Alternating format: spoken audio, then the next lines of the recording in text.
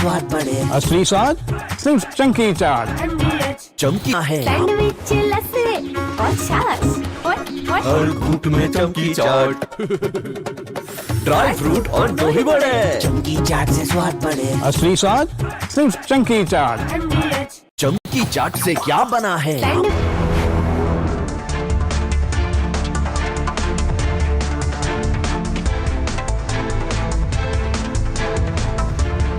नमस्कार, बहुत स्वागत है आपका। आप देख रहे हैं देश का नंबर 1 न्यूज शो, ये भारत की बात है।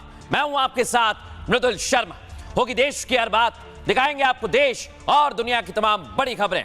आज खबरों में आपके लिए क्या है खास। दर्शकों, जिस दिन पहले दिन युद्ध शुरू हुआ, तब से हम आपसे कह रहे हैं कि यह युद्ध थमने वाला नहीं है, और हमने कहा था यह युद्ध लगातार चलता रहेगा, और वही हुआ दर्शकों। इतना युद्ध आगे बढ़ गया कि डोनाल्ड ट्रंप ने कह दिया है अब ईरान का समूल नाश कर देंगे, यानी ईरान का दी एंड। डोनाल्ड ट्रंप ने कहा पूरी सभ्यता का नाश कर देंगे। आज मैं आपको बताऊंगा, घड़ी में जैसे जैसे समय बीत रहा है, ईरान की तबाही करीब आ रही है। पहली तस्वीर आपको दिखाते हैं। in the 8-point Phillips unit.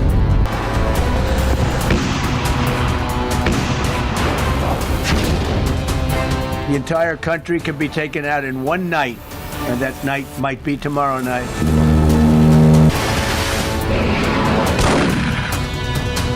We're giving them till tomorrow, 8 o'clock Eastern Time.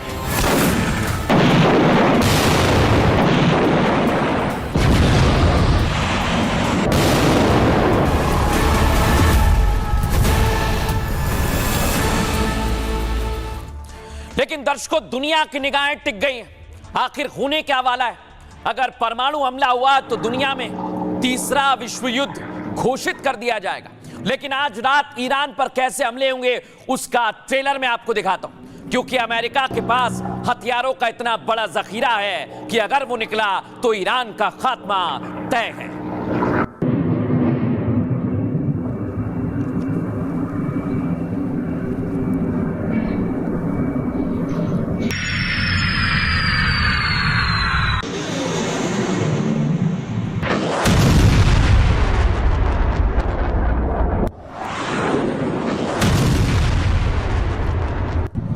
दर्शकों, खबर तो यह है कि अमेरिकी सेना ने ट्रेनिंग पूरी कर ली है, और जानकारी यह है कि अब फाइनल वॉर का वक्त आ गया है, और यह ऐसा प्रहार होगा कि ईरान बच नहीं पाएगा।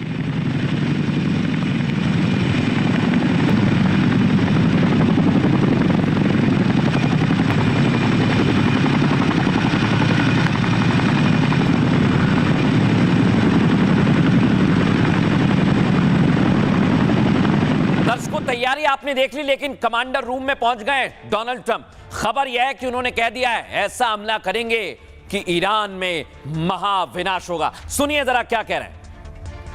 The entire country can be taken out in one night, and that night might be tomorrow night.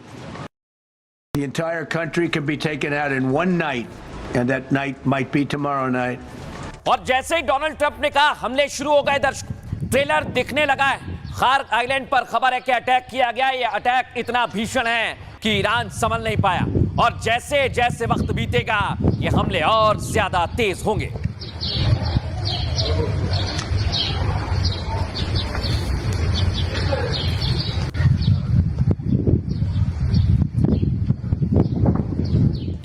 लेकिन दर्शकों, मैं आपको बताता हूं, अभी तो कुछ घंटे बाकी हैं, लेकिन ट्रेलर दिखना शुरू हो गया है, और मैं आपको बताता हूं कितना खतरनाक होने वाला है। इधर ब्रिज पर अटैक हुआ, एयरपोर्ट पर अटैक हुआ, और न्यूक्लियर प्लांट पर भी अटैक। ये वो हमले हैं जो बता रहे हैं कि ये जंग अब और ज्यादा घातक होने वाली है।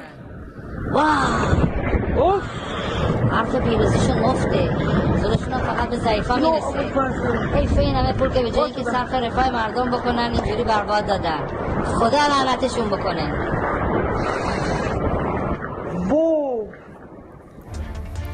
अब दर्शकों, मैं आपको बताने वाला हूं कहां पर 8 घंटे पहले 8 लोकेशन लॉक कर लिया डोनाल्ड ट्रंप ने। ये ईरान है दर्शकों। पहली लोकेशन आपको बताता हूं, खार्क आइलैंड, मैंने आपको बताया यहां पर हमला हुआ है क्योंकि 90% तेल यहां से निर्यात किया जाता है।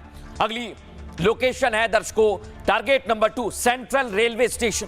ये क्यों खास है? क्योंकि ये ईरान के रेल नेटवर्क का मुख्य केंद्र है। तीसरी लोकेशन मैं आपको बता रहा हूं दर्शकों, खुमैनी इंटरनेशनल एयरपोर्ट, और ये ईरान का मुख्य एयरपोर्ट है। अगली दिखाता हूं आपको, यह है अबादान रिफाइनरी, और ये ऐसी रिफाइनरी है जहां से सबसे ज्यादा तेल रिफाइन किया जाता है। टारगेट नंबर 5 आपको दिखाता हूं दर्शकों, यह है साउथ पास गैस प्लांट। यहां पर पहले भी हमला हुआ लेकिन इस बार इसे पूरी तरह से खत्म करने की तैयारी है। अगली लोकेशन दिखाइए, सबसे ज्यादा खास यह है, यह है दमावंद पावर प्लांट, और यह ऐसी जगह है जहां से ईरान की बिजली चलती है। अगर यहां हमला हुआ तो बिजली बंद हो जाएगी। और फिर है केशम आइलैंड दर्शकों, यह इतना खास है क्योंकि यहां से पीने का पानी बनता है। और आप सोचिए ये तमाम लोकेशन ऐसी हैं जहां पर हमला हुआ, जिसमें आखिर में है बंदर अब्बास पोर्ट। यानी ईरान की ये 8 जगह पूरी तरह से डोनाल्ड ट्रंप ने लॉक कर ली है और हमले की तैयारी है। दिखाते हैं आप।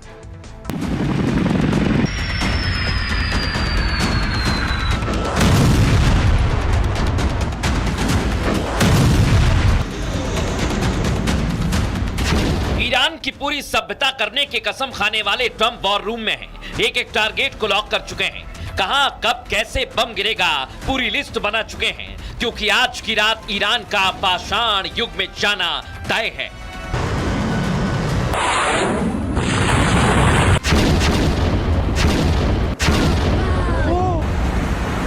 $480 मिनट पहले से ट्रंप ट्रेलर दिखाने लगे हैं। खार्क द्वीप, एयरपोर्ट और चुन चुन कर रेलवे ब्रिज को निशाना बना रहे हैं। ईरान में समूल नाश करने की पूरी तैयारी में है। The entire country can be taken out in one night, and that night might be tomorrow night. Trump ने चेतावनी दे दी है, ऐसी तबाही न भूतो न भविष्यति। ईरान का पाषाण युग में जाना तय है। खलीफा को भी इसका भय लगने लगा है, तभी तो मोस्तफा हमले से पहले कोमा में चले गए, ट्रंप की धमकी से बेहोश हो गए। लेकिन ट्रंप रुकने वाले नहीं हैं। आज रात ईरान पर फाइनल वॉर होने वाला है। देखते जाइए डोनाल्ड ट्रंप ईरान को कैसे तबाह करने वाले हैं। अब दर्शकों मैं आपको बताऊंगा, डोनाल्ड ट्रंप की पूरी तैयारी इतनी खास है कि हर जगह से हमला होगा, और हमला ऐसा होगा कि ईरान को संभलने का मौका नहीं मिलेगा। आइए आपको बताते हैं। ये आप देखिए दर्शकों, हर जगह से हमला होगा और वॉर रूम में पहुंच गए डोनाल्ड ट्रंप। ईरान को नर्क बनाने का काउंटडाउन शुरू हो चुका है। ट्रंप अपने टॉप अधिकारियों के साथ वॉर रूम में एंट्री ले चुके हैं दर्शकों। और खबर आपको बता रहा हूं मैं, ईरान के खिलाफ पूरे ऑपरेशन की मॉनिटरिंग खुद करेंगे। ट्रंप क्लियर कर चुके हैं कि एक रात में ईरान को खत्म करना है। और आपको बता रहा हूं, ऐसे में यही माना जा रहा है कि आज की रात कयामत की रात होने वाली है। इस ऑपरेशन को राष्ट्रपति डोनाल्ड ट्रंप खुद लीड करने वाले हैं। और खबर तो यह भी है कि फारस की खाड़ी में एयरक्राफ्ट कैरियर को अलर्ट पर रखा है। आपको जानकारी दे, एयरक्राफ्ट कैरियर पर 80 से 90 फाइटर जेट पहले से मौजूद है, जो मैं आपको दिखा रहा हूं। और कैरियर टॉमहॉक क्रूज मिसाइलों से लोडेड है। इसका सीधा मतलब ये, दर्जनों डिस्ट्रॉयर, न्यूक्लियर सबमरीन, सब कुछ तैयार है। और सैटेलाइट के जरिए भी ईरान पर डोनाल्ड ट्रंप नजर रख रहे हैं। आपको बताएं, पावर प्लांट, ब्रिज और फैक्ट्री की सटीक लोकेशन डोनाल्ड ट्रंप के पास पहुंच गई है। आपको बता रहा हूं मैं, सबसे बड़ी बात, ईरान में ऑपरेशन के लिए रात का वक्त चुना गया है। यानी अंधेरा होने की वजह से ईरानी रडार को भी दिक्कत होगी। और इसके बाद F-35, F-22 स्टेल्थ जेट दुश्मन के एयर डिफेंस को नष्ट करेंगे। आपको खबर बता रहा हूं दर्शकों, एक रात में पूरे ईरान को खत्म करना इतना आसान नहीं है, लेकिन बिजली, पानी, ट्रांसपोर्ट और इकोनॉमी को भारी नुकसान पहुंचेगा। आसान भाषा में इसे सिविलियन इंफ्रास्ट्रक्चर पर हमला भी मान सकते हैं। और दर्शकों, अगर यह हमला हुआ तो पूरी सभ्यता पर खतरा आ जाएगा, इसलिए डोनाल्ड ट्रंप इशारा करते हैं। सुनिए जरा कर्नल शैलेंद्र क्या कह रहे हैं। अगर आपने स्टोन एज में ले जाना है तो दुनिया में सिर्फ एक ही कैटेगरी का बॉम्ब है जो कि स्टोन एज में ले जाता है, एंड दैट इज न्यूक्लियर। अगर वो न्यूक्लियर करने की इच्छा शक्ति रखते हैं, जो मुझे नहीं लगता कि उनके पास उतनी होगी, वो किस बेसिस पर इस बॉम्ब को इस्तेमाल कर कर स्टोन एज में ले जाएंगे। मुझे लगता है वो कॉबॉय स्टाइल में बात कर रहे हैं कि यस, टोटल डिस्ट्रक्शन किया जा सकता है, लेकिन उसके बाद क्या मिलिट्री पावर दिखाई जा रही है, लास्ट मिनट थ्रेट दिखाई जा रही है, एक टोटल जिसको बोलते हैं एटमॉस्फेयर बनाया जा रहा है कि यस, ईरान के ऊपर बहुत बड़ा कुछ होने वाला है। मैं मानता हूँ काफ़ी बड़ा होने वाला है, बट अपने आप में ये सिर्फ कह देना कि आप बड़ा कर लेंगे और दूसरा नहीं कर पाएगा, शायद आपकी वही गलती होगी कि खमैनी चले गए तो रिजाइम चेंज हो जाएगा। रिजाइम चेंज ईरान में तो हुआ नहीं, यूएस की आर्मी में ज़रूर आपने चेंज कर दिया। आपकी थ्रेट क्रेडिबल है या नहीं, और कुछ घंटे की बात है, देख लेते हैं कितना आप डैमेज कर पाएंगे। दर्शकों, आपको बता रहा हूं मैं, इधर धमकी दी जा रही है और उधर ईरान में तबाही का काउंटडाउन शुरू हो गया है। और ये काउंटडाउन ऐसा है दर्शकों कि दुनिया हैरान होने लगी है। तस्वीर देखिए, काशान में हवाई हमला हुआ है और इधर रेलवे लाइन पर पूरी तरह से उड़ाने की तैयारी की। हमला बता रहा है दर्शकों कि इस समय अमेरिका ने जहां जहां टारगेट लॉक किया वहां वहां हमला किया जा रहा है।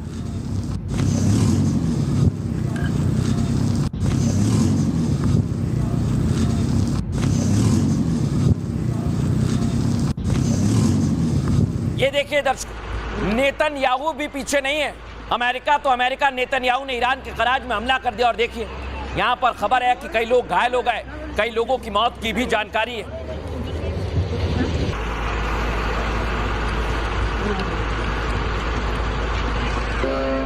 लेकिन दर्शकों, आपको बताता हूं, ईरान की भी दाद देनी पड़ेगी। यहां हमले हो रहे हैं हर जगह, लेबनान तक। और आज ईरान के पावर प्लांट पे एक शख्स पहुंचा, ये ईरानी म्यूजिशियन है। डोनाल्ड ट्रंप ने कहा सभ्यता का नाश करेंगे, तो वह ईरानी सभ्यता की धुन बजाने लगा। सुनिए जरा।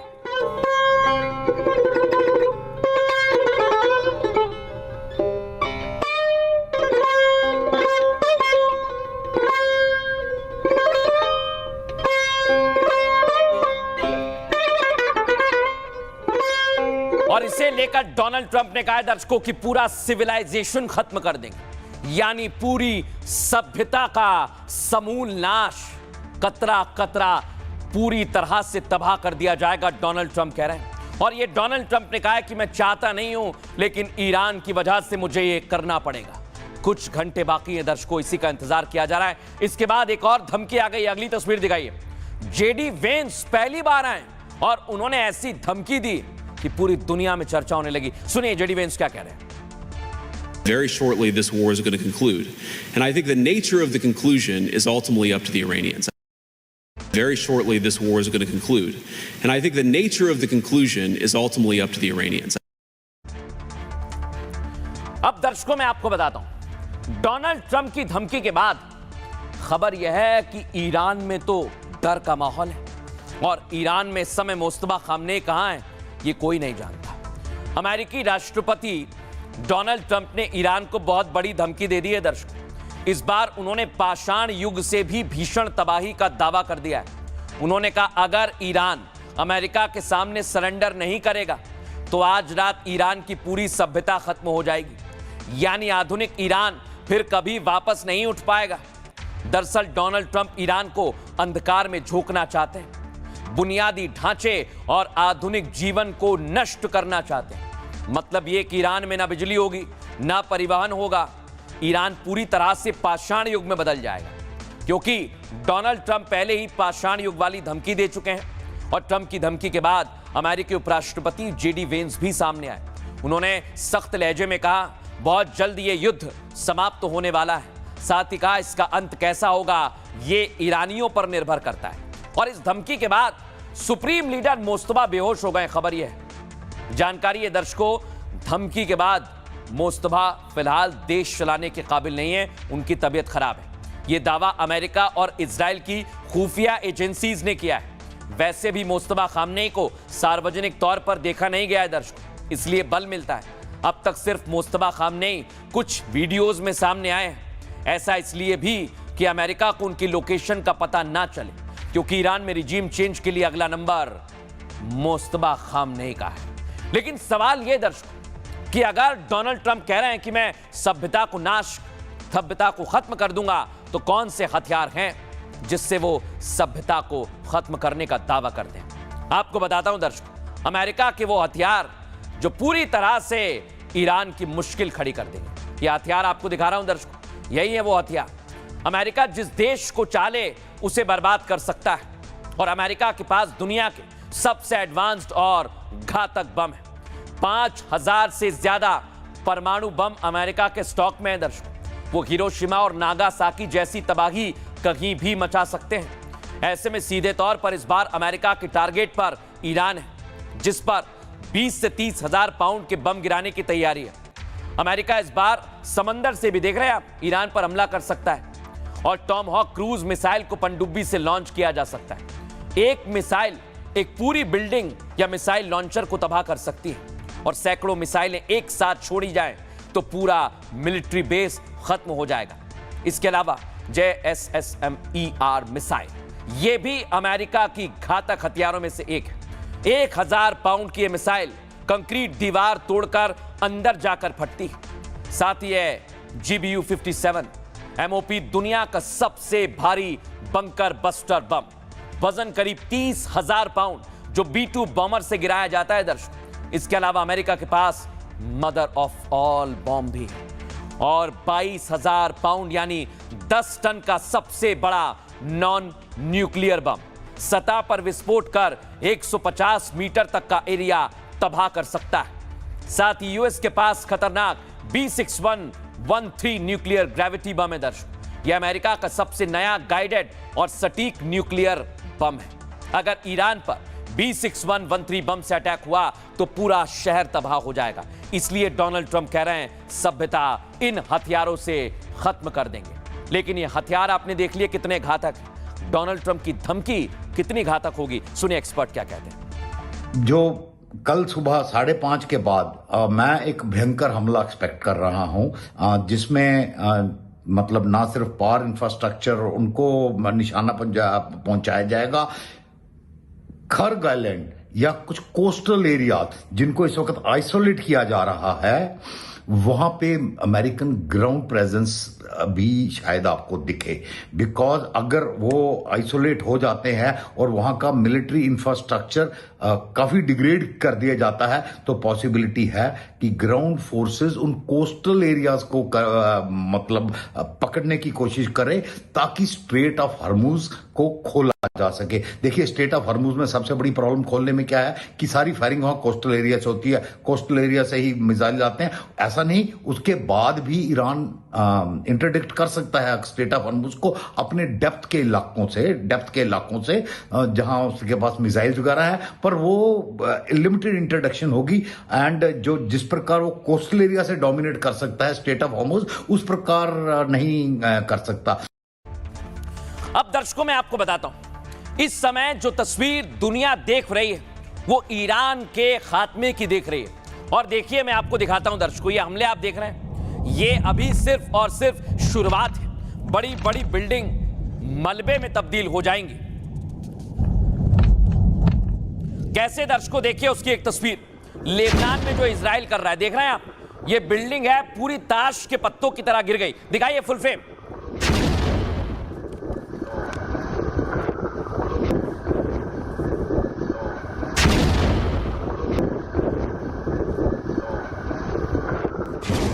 लेकिन दर्शकों, एक ऐसी खबर आई जिसने चौंका दिया। डोनाल्ड ट्रंप धमकी दे रहे हैं, और अमेरिका के अंदर पनामा में, ये देख रहे हैं आप, उनका ब्रिज जल गया। अब ये कैसे जला, यहां हमला हुआ, सवाल कई सारे हैं। लेकिन इस धमकी के बाद डोनाल्ड ट्रंप का गुस्सा बढ़ गया है।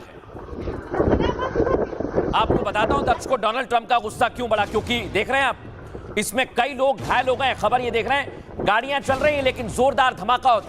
ये कैसे हुआ है कोई नहीं जानता। इसके बारे में जांच पड़ताल की जा रही है।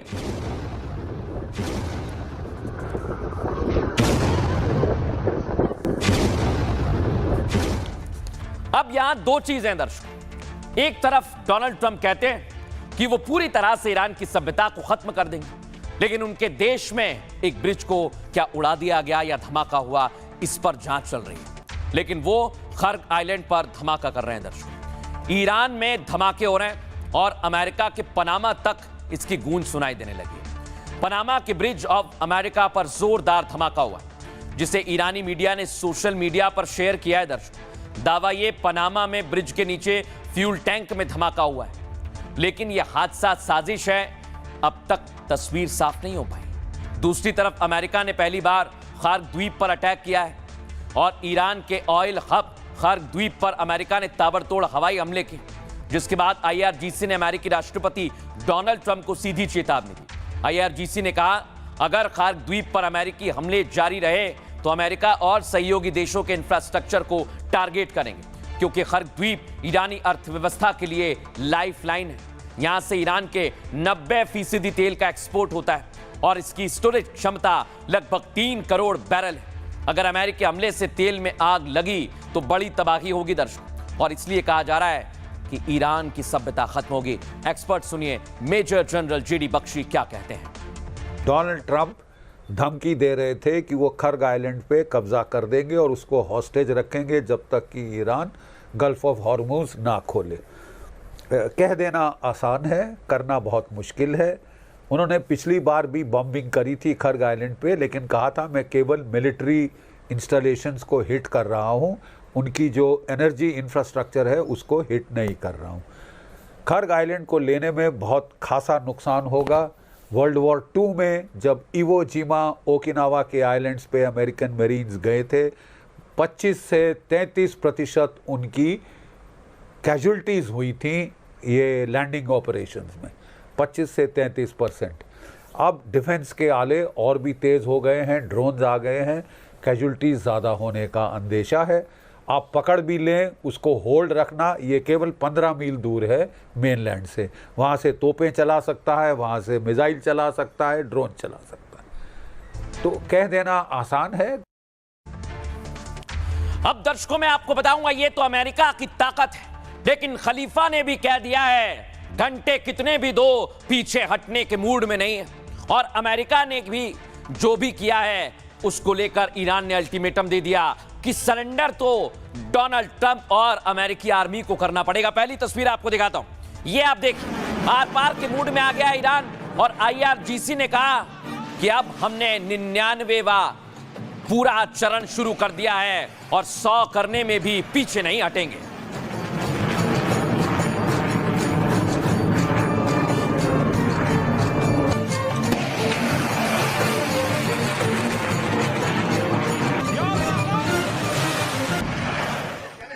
ये देखिए दर्शकों, आप तेल अवीव में कैसे मिसाइल गिरी है, यानी ईरान भी पीछे हटने के मूड में नहीं है, धमकी पर धमकी दी जा रही है। तस्वीर आपको दिखाता हूं।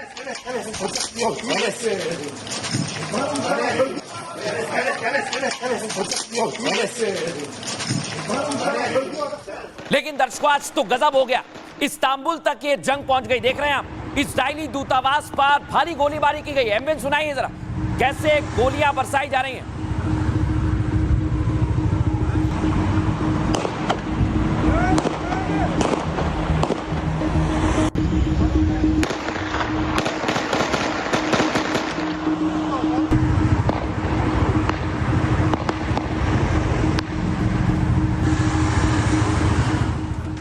यहां लाशों के ढेर लग रहे हैं इस्तांबुल में, और इधर मोहम्मदी साहब ये ईरान के सलाहकार हैं दर्शक, और इन्होंने उल्टा डोनाल्ड ट्रंप से कहा 20 घंटे बाकी हैं, समय है अभी भी, सरेंडर कर दो। ये देखिए आप, सोशल मीडिया पर पोस्ट कर दिया, यानी धमकी पर धमकी दी जा रही है। अगली तस्वीर दिखाइए, मूव कीजिए।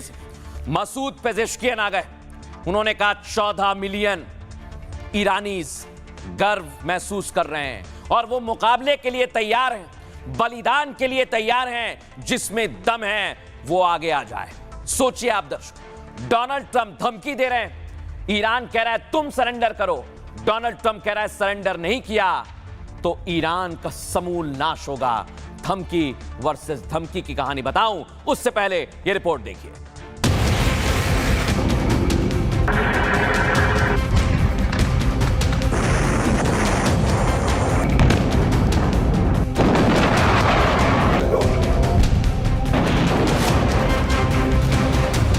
युद्ध से हाहाकार मचा हुआ है, बम बारूद से दुनिया में त्राहिमाम है।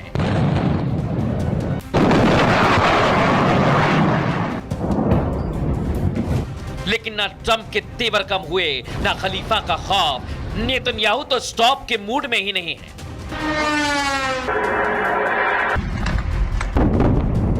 ट्रंप सभ्यता खत्म करने की धमकी देते हैं तो खलीफा वियतनाम बनाने की बात करता है। धमकी वर्सेस धमकी की महाजंग में खाड़ी देश की हालत 32 दांतों के बीच फंसी जीभ जैसी हो गई है। इन सब के बीच बड़ा सवाल ये कि आखिरकार खलीफा किसके दम पर अमेरिका से आंख में आंख डालकर बात करने की जुर्रत कर रहा है। به این دلیل که این بار این جنگ باید به شکلی تمام بشود که دشمنان ما دیگر هرگز به فکر تکرار این दावा है कि खलीफा को पुतिन का पावर और जिनपिंग का साथ मिल गया है, क्योंकि युद्ध के बीच ईरान की कमाई में भी बेतहाशा इजाफा हुआ। क्या पावर और पैसा ही वो वजह है जिससे खलीफा जोरदार हुंकार भर रहे हैं? दर्शकों, अगले कुछ मिनटों में मैं बताऊंगा आपको कि ईरान आखिर किसके दम पर उछल रहा है और ईरान के पीछे वो कौन सी शक्ति है जो अभी तक हार मानने नहीं दे रही। लेकिन पहले आपको बताता हूं कि इस समय धमकी वर्सेस धमकी कैसे सामने आई है। ये आप देखिए दर्शकों, एक तरफ है डोनाल्ड ट्रंप और अमेरिका ने ईरान की सभ्यता खत्म करने वाली धमकी दी है और ट्रंप ने कहा 47 साल के भ्रष्टाचार और हिंसा का खात्मा हो जाएगा।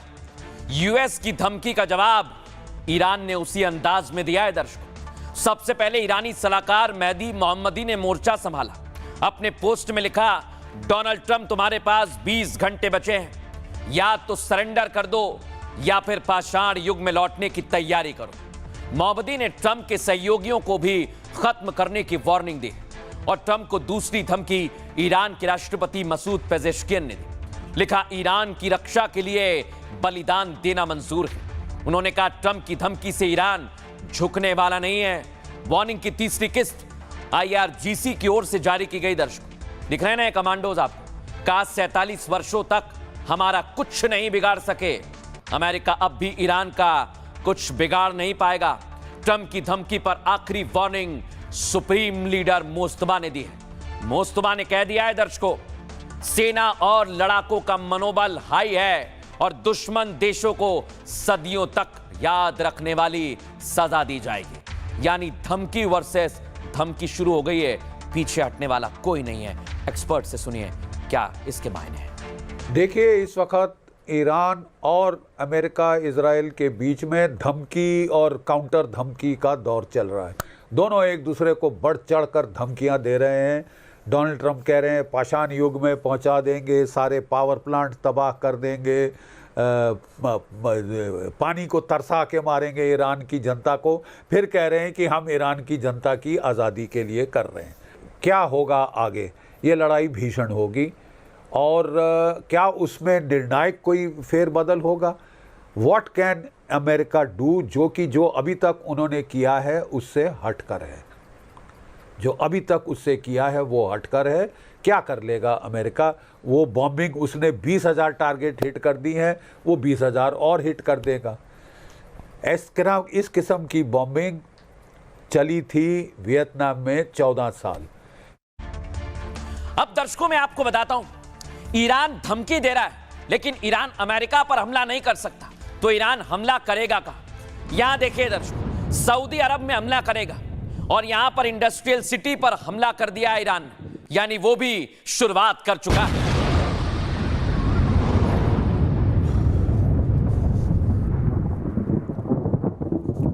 अब मैं आपको बताता हूं दर्शकों, सऊदी के अलावा बहरीन में 5 तारीख को बड़ा हमला किया था तेल भंडार पर, और ज्यादा वक्त नहीं बीता है, फिर से बहरीन में अलर्ट जारी कर दिया गया है।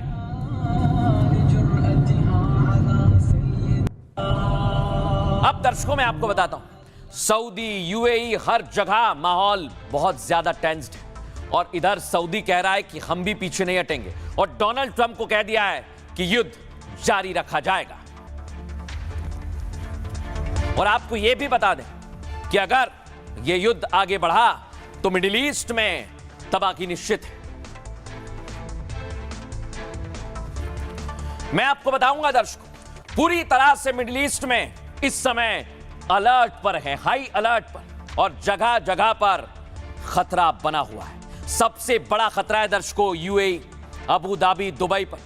ईरान युद्ध से मिडिल ईस्ट के लगभग सभी देश करहा रहे हैं और अमेरिका से दोस्ती की कीमत इन देशों को चुकानी पड़ रही है। ईरान ने साफ कर दिया है दर्शकों कि यूएस के सहयोगी भी हमारे रडार पर हैं, जैसे दुबई दिख रहा है दर्शकों आपको। Iraq, Kuwait, Bahrain, Qatar, UAE और सऊदी अरब शामिल है। ये दुबई आपको दिखा रहा हूं दर्शकों। इस अटैक में ईरान ने एनर्जी सेक्टर को टारगेट कर हमला किया, जिससे इन देशों को जबरदस्त आर्थिक नुकसान पहुंचा। और इन सब के बीच दावा यह कि सिर्फ एक खाड़ी देश युद्ध के पक्ष में है, वो है सऊदी अरब के प्रिंस मोहम्मद बिन सलमान। वो ईरान की तबाही से खुश हैं। रिपोर्ट में दावा है कि प्रिंस खाड़ी देशों के लिए ईरान को खतरा मानते हैं। हालांकि इससे सऊदी अरब की साजिश पर बहुत बड़ी साजिश करार दी जा रही है। कहा जा रहा है कि अपने फायदे के लिए सऊदी युद्ध के पक्ष में आ गया है, क्योंकि युद्ध के दौरान सिर्फ सऊदी अरब एक ऐसा देश है जो बारूदी वर्षा के बीच जबरदस्त कमाई कर रहा है। सऊदी के पास east west crude oil pipeline की सुविधा है और इसी के जरिए वो अलग अलग टर्मिनल से कच्चे तेल भेज रहा है दुनिया में। और अभी दर्शकों मैं आपको बता रहा हूं, एक दिन में सऊदी करीब 70 लाख बैरल तेल बेच रहा है और सप्लाई कम है, डिमांड ज्यादा है, तो सऊदी ज्यादा पैसा कमा रहा है। सप्लाई कम की वजह से सऊदी को तो फायदा हो रहा है दर्शकों, लेकिन अगर ईरान ने हमला किया तो UAE, Saudi, Dubai, Abu Dhabi जैसे शहर तक तबाह हो जाएंगे। सुनिए जरा।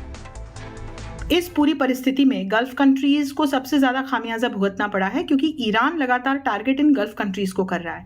लेकिन इसके बावजूद गल्फ कंट्रीज ये चाहते हैं कि युद्ध जारी रहे, क्योंकि वे इसको एक कंक्लूजन तक पहुंचाना चाहते हैं। हम समझें कि अगर ब्लीडिंग ईरान को एक वार्ता के जरिए छोड़ दिया गया और सिर्फ स्ट्रेट ऑफ हॉर्मुज खुलवा करके अमेरिका यदि पीछे हट गया, तो इसमें एक तो कूटनीतिक रूप से ईरान की जीत होगी, और दूसरा कि यदि इस तरह के घायल घातक ईरान को छोड़ दिया जाता है तो गल्फ कंट्रीज के लिए वो आगे और मुसीबतें खड़ी करेगा, क्योंकि उसको ये कॉन्फिडेंस आ जाएगा कि जब उसने अमेरिका जैसे देश को घुटने टेकने पर मजबूर कर दिया, जो कि स्पष्ट है, यदि सिर्फ स्ट्रेट ऑफ हॉर्मुज खुलवा करके अमेरिका यहां से एग्जिट कर जाता है तो मैसेज यही जाएगा कि जिस एक स्टेटमेंट के साथ ट्रंप ने हमला किया था, उस उद्देश्य को ट्रंप पूरा नहीं कर पाए ईरान में। तो जब तक रिजीम चेंज नहीं होता, यहां पर सरकार नहीं बदली जाती, जब तक ईरान में युद्ध को जीतने की घोषणा ट्रंप नहीं कर देते, तब तक गल्फ कंट्रीज ये चाहती हैं कि युद्ध जारी रहे।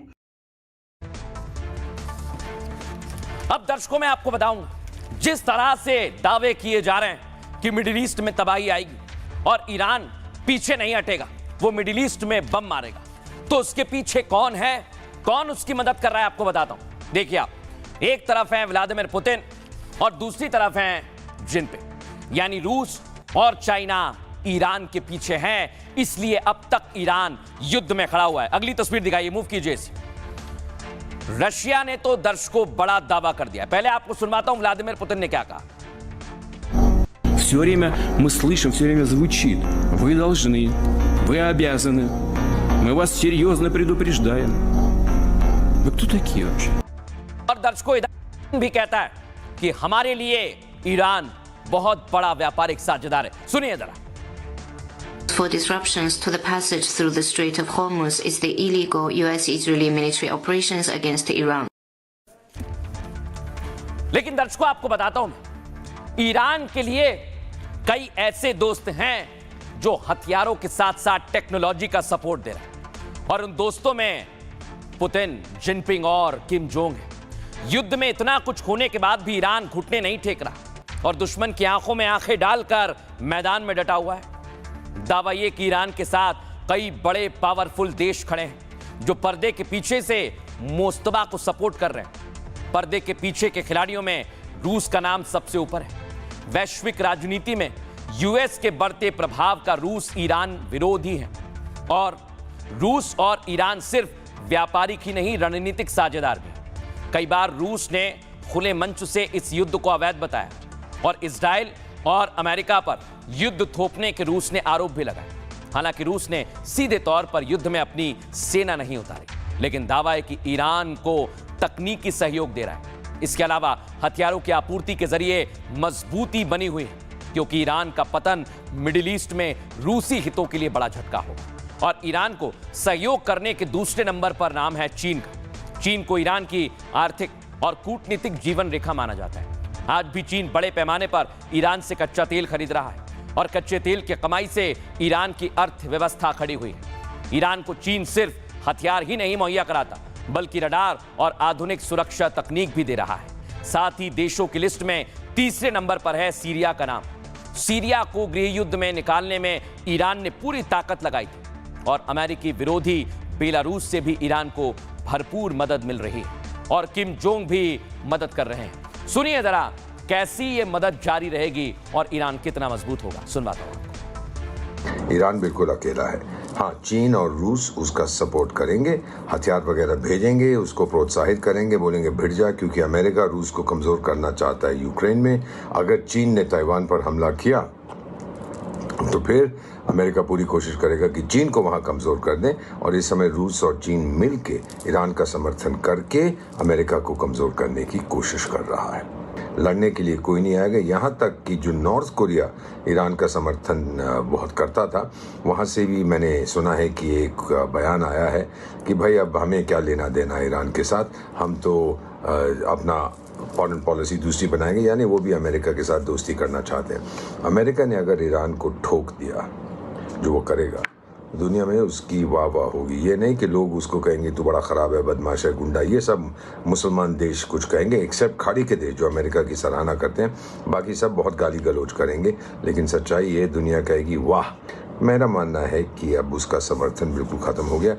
कामयाबी के बहुत बाप होते हैं और जो बेकामयाब है, नाकामयाब है, वो बिल्कुल ही अकेला रहता है। अब दर्शकों, मैंने आपको अमेरिका की ताकत बताई, मैंने आपको ईरान की ताकत बताई, लेकिन यह युद्ध किस वजह से अब तक खिंच रहा है, उसका सबसे बड़ा कारण है स्ट्रेट ऑफ हॉर्मुज। और इसके लिए तो ट्रंप ने ईरान को गाली तक दे दी। लेकिन दर्शकों, मैं आपको बताता हूं कि ट्रंप की और ईरान की तैयारी क्या है। दिखाइए पहली तस्वीर। अमेरिका इधर खार्क आइलैंड पर अटैक कर रहा है, यानी वो तेल पर कब्जा चाहता है। वो एक स्ट्रेट ऑफ हॉर्मुज और दूसरा ईरान के तेल पर कब्जा करना चाहता है। मूव कीजिए, अगली तस्वीर दिखाइए। स्ट्रेट ऑफ हॉर्मुज, जहां कई जहाज फंसे हुए हैं, भारत जहाज वहां से निकाल रहा है दर्शक, लेकिन स्ट्रेट ऑफ हॉर्मुज पर एक तरफ मुस्तबा टोल वसूलना चाहते हैं और दूसरी तरफ डोनाल्ड ट्रंप भी टोल वसूलना चाहते हैं। और ये बात दर्शकों आज डोनाल्ड ट्रंप ने पत्रकार के सवाल पर कही और वो इशारों में बहुत कुछ बताते हैं, सुनवाता हूं आपको। Are you willing to end this conflict with Iran charging tolls for passage through the strait? Us charging tolls? Iran. What about us charging tolls? Is that something you're considering? I'd rather do that than let them have them, right? Why shouldn't we? We're the winner. We won, okay? They are militarily defeated. Are you willing to end this conflict with Iran charging tolls for सुना दर्शकों आप, Donald Trump की तैयारी है कि वो toll वसूलेंगे, लेकिन straight of Hormuz किसका होगा? उसी का होगा जो जंग में भारी पड़ेगा। रिपोर्ट दिखाते हैं।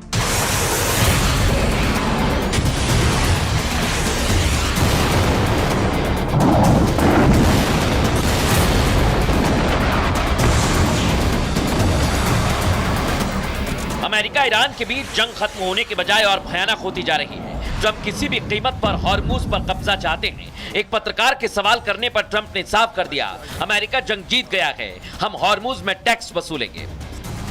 Are you willing to end this conflict with Iran charging tolls for passage through the strait? Us charging tolls? Iran.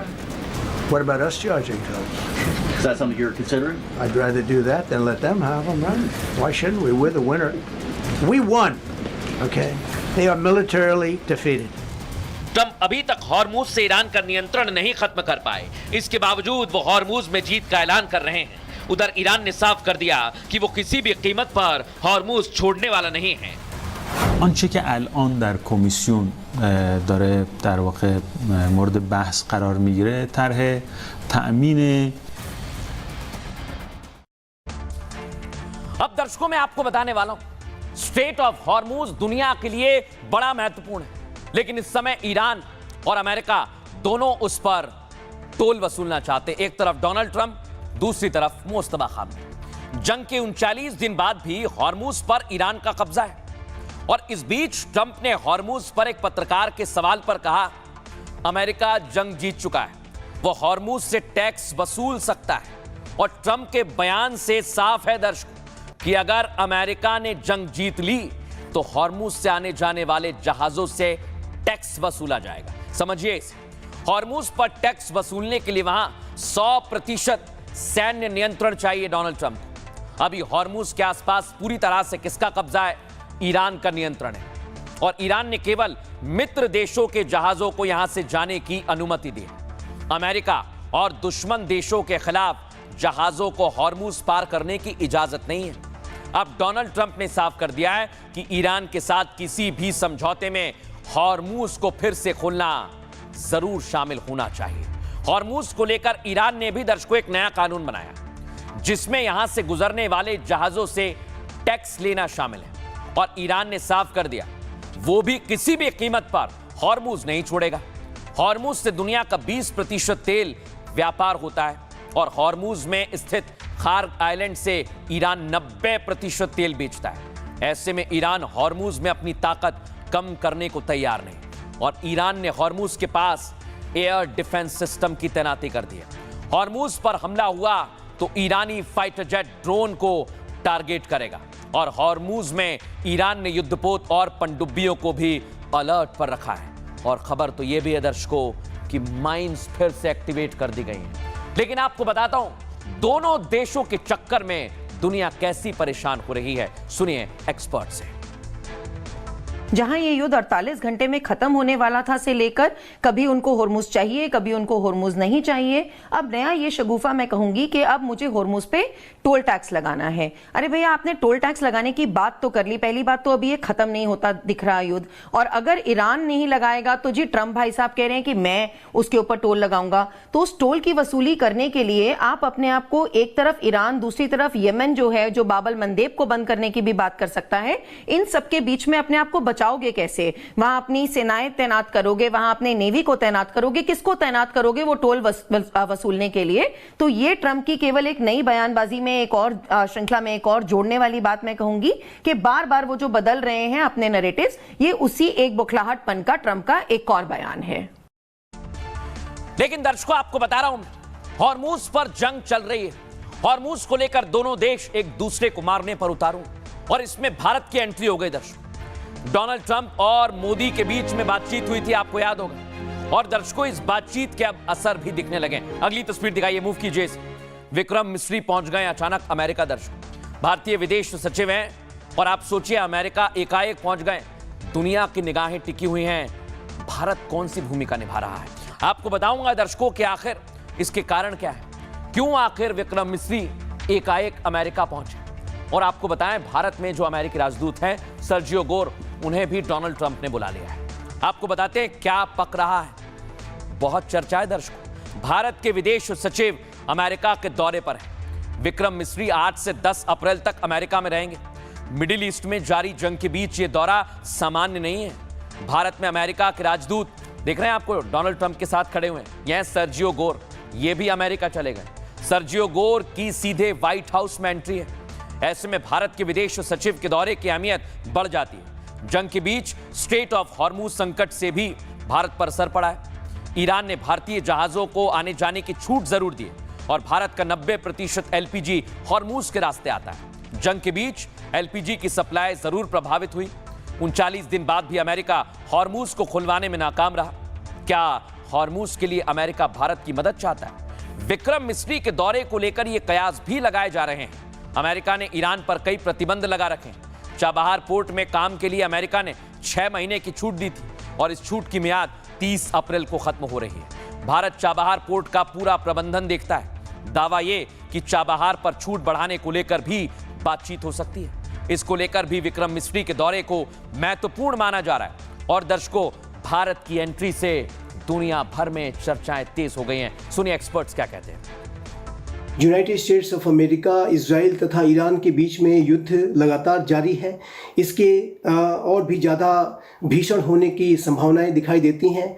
ऐसी स्थितियों में भारत के विदेश सचिव श्री विक्रम मिश्री की यूनाइटेड स्टेट्स ऑफ अमेरिका की 3 दिनों की यात्रा बेहद महत्वपूर्ण है। भारत बैक चैनल के माध्यम से जो वॉरिंग साइट्स हैं उनके बीच में चैनल ऑफ कम्युनिकेशन को ओपन कराने में और एक डायलॉग, डिप्लोमेसी और डी एस्केलेशन के रास्ते को प्रशस्त करने में बड़ी भूमिका निभा सकता है। और इस यात्रा के दौरान जाहिर है कि दोनों नेता, दोनों देश इस वेस्ट एशिया की क्राइसिस को गहरे तरीके से एड्रेस ही नहीं करने जा रहे हैं, बल्कि क्या इसमें संभावनाएं हो सकती हैं उसके बारे में भी जरूर विचार मंथन होगा, ये स्पष्ट रूप से दिखता है। दर्शकों, दुनिया में न्यूक्लियर जंग की बात हो रही है, लेकिन इस बीच भारत ने दुनिया को अपनी ताकत का एहसास करा दिया। आपको बताता हूं दर्शकों, तमिलनाडु के कलपक्कम में न्यूक्लियर रिएक्टर में बड़ी सफलता हासिल की है दर्शकों, और यहां पर भारत ने जो किया है दुनिया उसका लोहा मान रही है।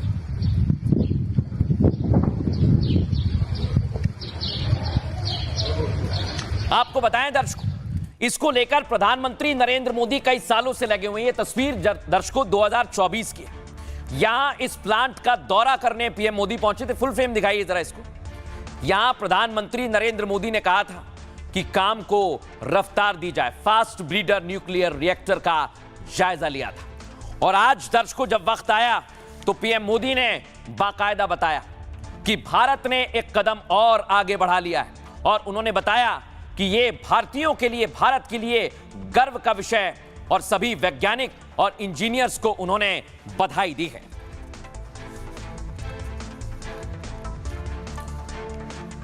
अब दर्शकों मैं आपको बताता हूं, भारत जब भी कुछ करता है पाकिस्तान के पेट में दर्द होता है, उनकी धड़कनें बढ़ जाती हैं। देख रहे हैं आप, पाकिस्तान के एक्सपर्ट है, उन्होंने क्या कह दिया कि भारत प्लूटोनियम बम बनाने वाला है। दुनिया में न्यूक्लियर की चर्चा हो रही है और भारत प्लूटोनियम बम बनाने वाला है।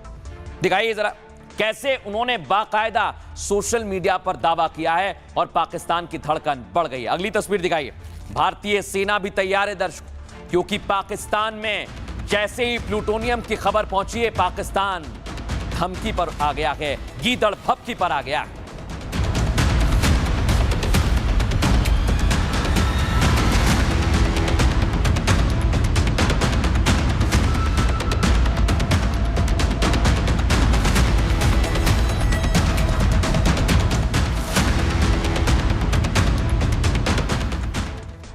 दर्शकों मैं आपको बताता हूं, जैसे ही भारत में प्लूटोनियम की खबर आई, पाकिस्तान में हाहाकार मच गया।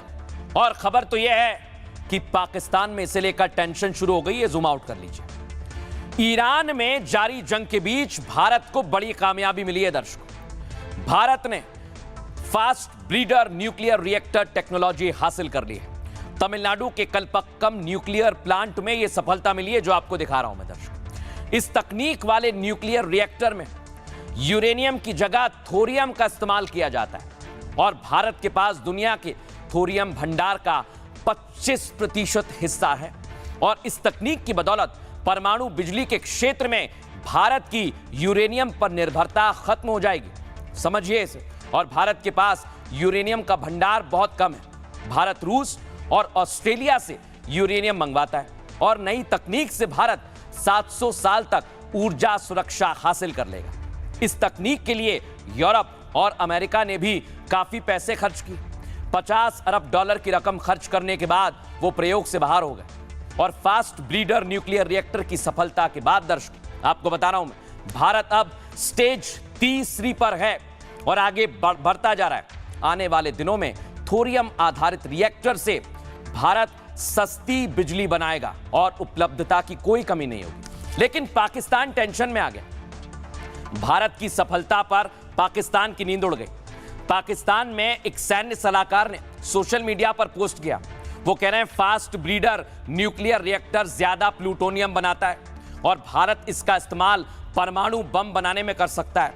भारत के पास उच्च गुणवत्ता वाला प्लूटोनियम रिजर्व होगा और भारत से प्लूटोनियम परमाणु बम बनाने की पूरी तैयारी की खबर आ गई। भारत की नई तकनीक से पाकिस्तान की नींद उड़ गई, ये पाकिस्तानी सैन्य सलाहकार दावा करते हैं दर्शकों। यानी जब भी पाकिस्तान भारत में कुछ अच्छा देखता है, ऐसा ही उसका हश्र होता है। सुनिए जरा। ये सारी ताक़यामत जो है उनको जूतियाँ पड़ती रही हैं। जिस तरह उनकी ये फोर्स का हाल और हमारी ये फोर्स ने जिस तरह अंदर जाके उनको जो है खूब चढ़ाई है, इस दफ़ा अगर उन्होंने कुछ इस किस्म का ड्रामा करने की कोशिश की तो इंशाअल्लाह ताला कते तक कुछ आते आवा। उन्हें यह नहीं भूलना चाहिए कि आज 55 ईयर्स पहले 1971 में एक बार बंगाल की तरफ नज़र उठाने की कोशिश पाकिस्तान ने की थी, तो पाकिस्तान के दो टुकड़े हो गए, एक पाकिस्तान रह गया, दूसरा बांग्लादेश बन गया। और इस बार ऐसी ही हमारे बंगाल की तरफ नज़र उठाकर देखने की कोशिश की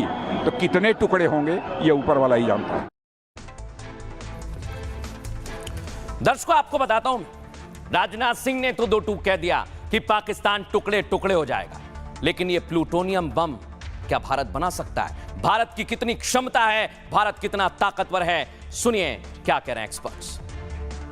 भारत के पास प्लूटोनियम बॉम्ब ऑलरेडी एग्जिस्ट करता है और आज से नहीं, सन 74 में हमने पहली बार प्लूटोनियम के पर आधारित एक विस्फोट किया और पोखरान में हमने प्लूटोनियम बॉम्ब बना दिया और उसके बाद हमने इस बॉम्ब को जल, थल और वायु तीनों से, यानी न्यूक्लियर ट्रायड से किसी भी एडवर्सरी के ऊपर दागने की भी क्षमता बना ली है। हमारा यहाँ पर फास्ट ब्रीडर रिएक्टर का गोल और बॉम्ब बनाना नहीं है, वो तो एक बाय प्रोडक्ट है, लेकिन मेन गोल है भारत के थोरियम को एनर्जी में कन्वर्ट करना, जो होमी जहांगीर बाबा का भी 3 स्टेप जो न्यूक्लियर प्रोग्राम था उसमें 3rd स्टेप यानी लास्ट स्टेप यही थी।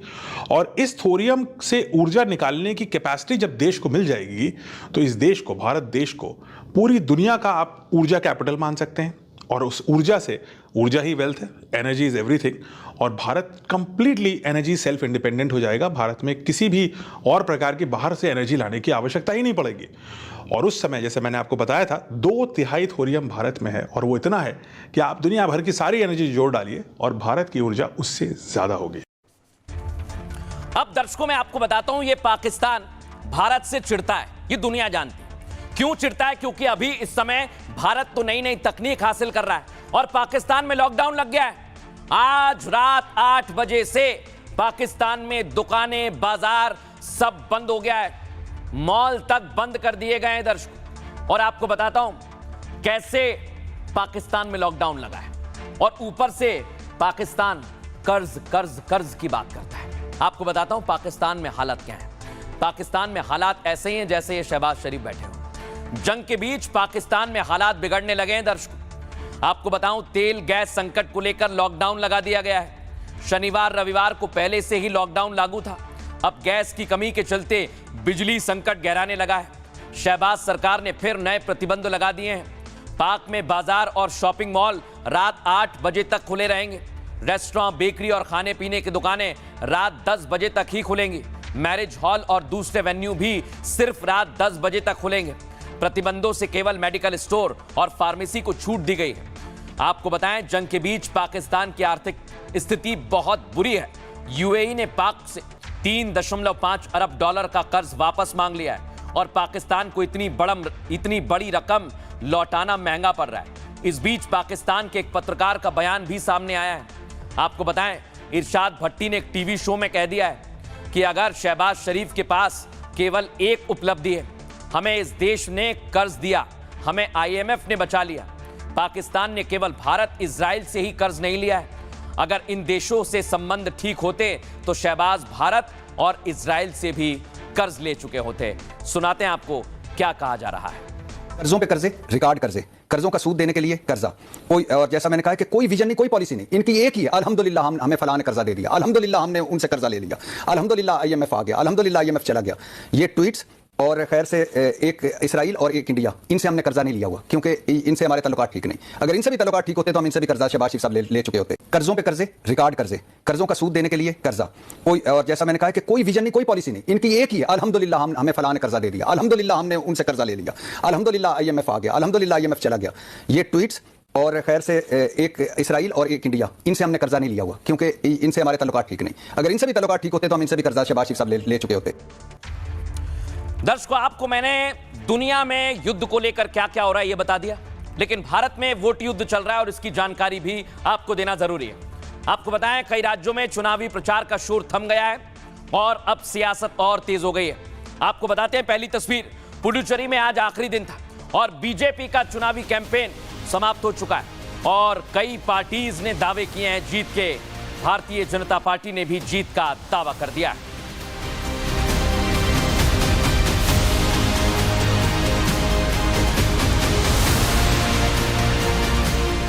केरल में भी दर्शकों बीजेपी ने पूरी ताकत झोंकी है और इस बार बीजेपी ने कहा कि केरल में कमल खिलाने की तैयारी है। दिखाइए जरा।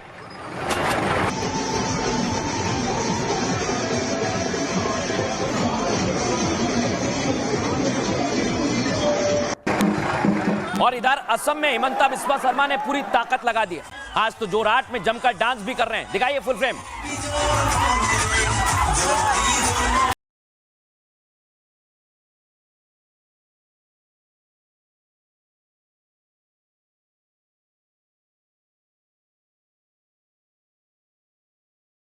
और उधर हिमंता पर आरोप लगाने वाले पवन खेड़ा भागे भागे फिर रहे हैं। उन्होंने आरोप तो लगा दिए लेकिन झूठे साबित हुए तो असम पुलिस उन्हें जगह जगह ढूंढ रही है।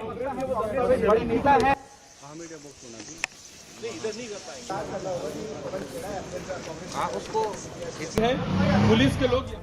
अब दर्शकों मैं आपको बताता हूं, हिमंता बिस्वा शर्मा पूरी ताकत से चुनाव में रहे और उन्होंने कहा जीत हमारी होगी। लेकिन इस बीच कांग्रेस पार्टी ने कई गंभीर आरोप लगा दिए हिमंता बिस्वा शर्मा पर। पवन खेड़ा की दर्शकों अब जल्द गिरफ्तारी हो सकती है जिन्होंने ये आरोप लगाए।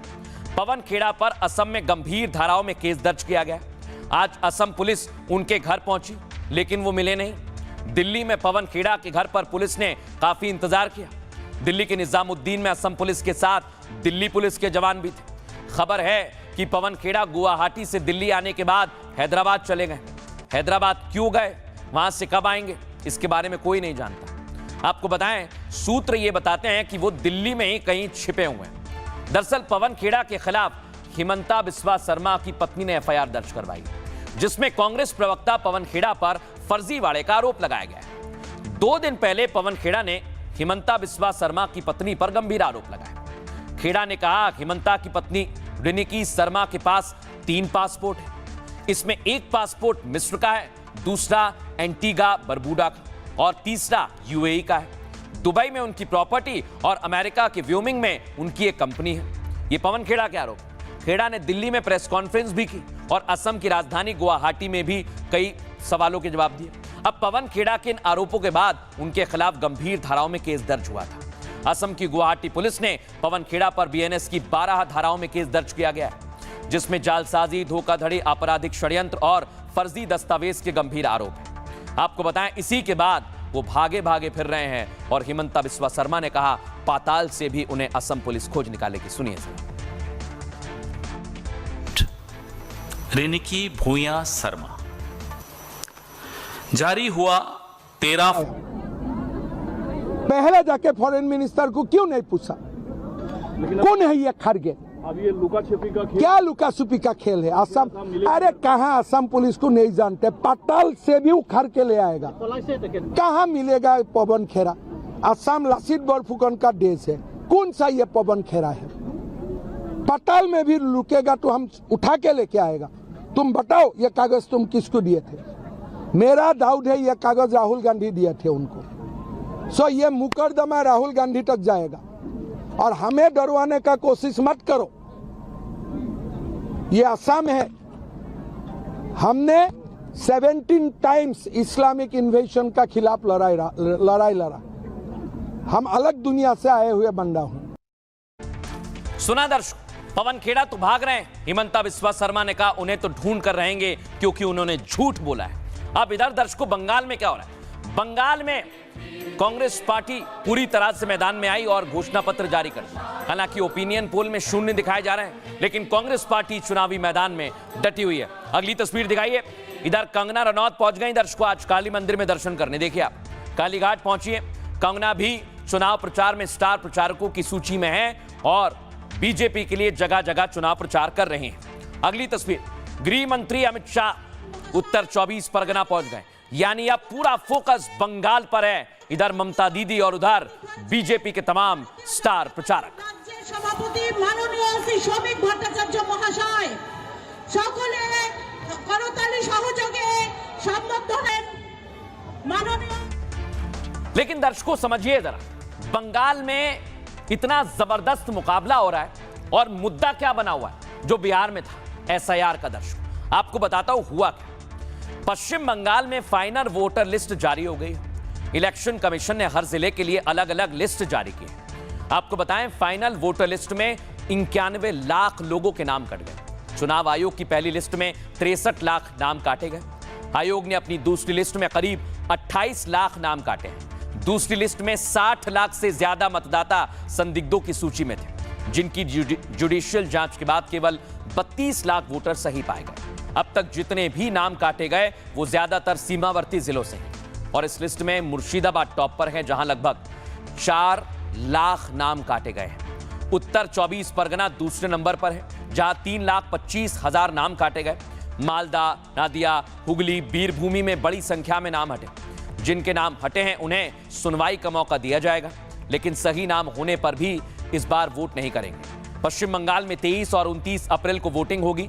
पहले चरण में 23 अप्रैल को 152 सीटों पर मतदान होगा और दूसरे चरण में 29 अप्रैल को 142 सीटों पर वोट डाले जाएंगे और इसके लिए दर्शकों पूरी तैयारी भी की जा रही है। लेकिन आपको बताता हूं दर्शकों, इधर लगातार चुनाव आयोग एसआईआर पर काम कर रहा है और उधर पूरी तैयारी की जा रही है।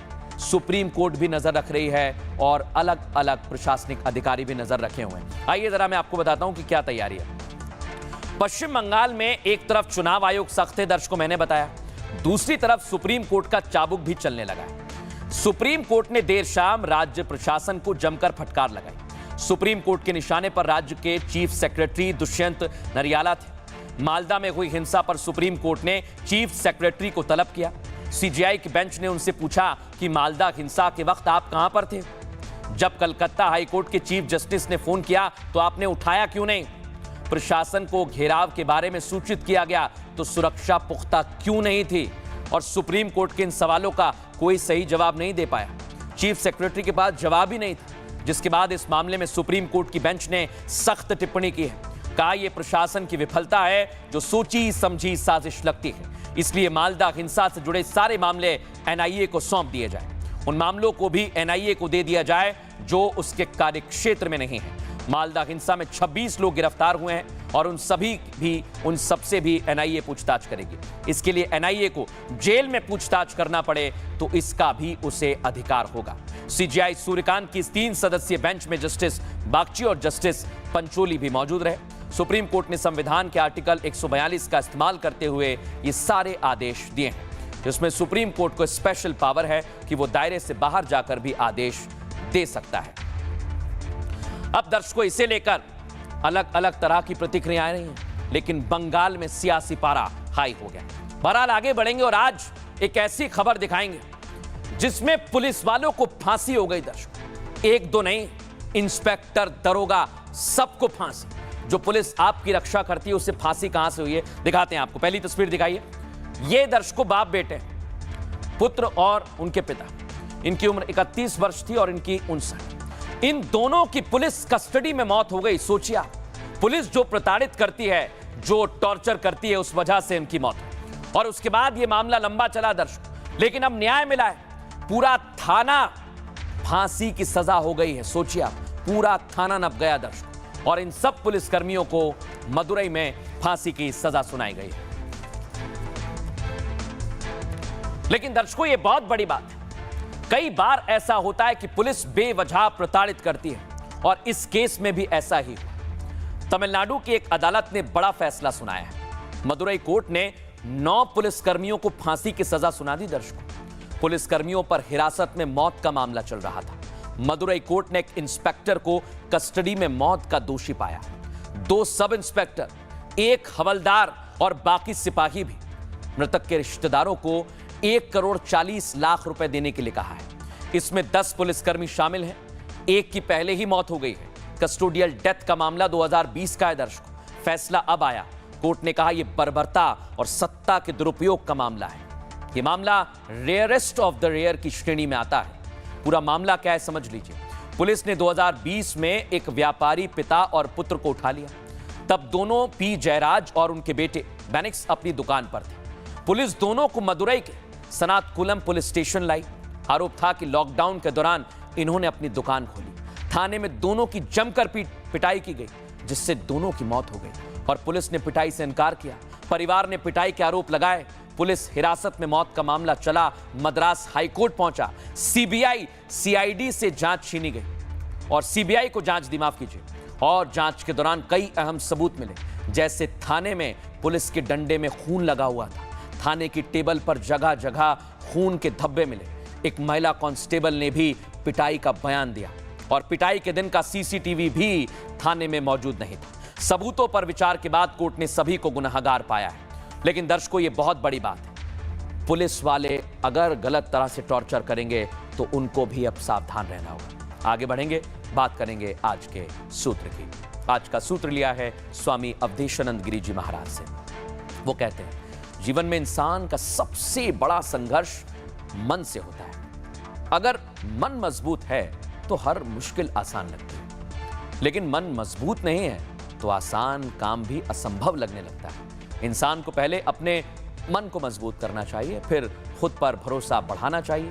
जिसने अपने मन को जीत लिया दर्शकों, उसके लिए कुछ भी जीतना नामुमकिन नहीं है। आप भी अपना ऐसे ही ख्याल रखें। एक छोटा सा ब्रेक, जल्द हाजिर होंगे।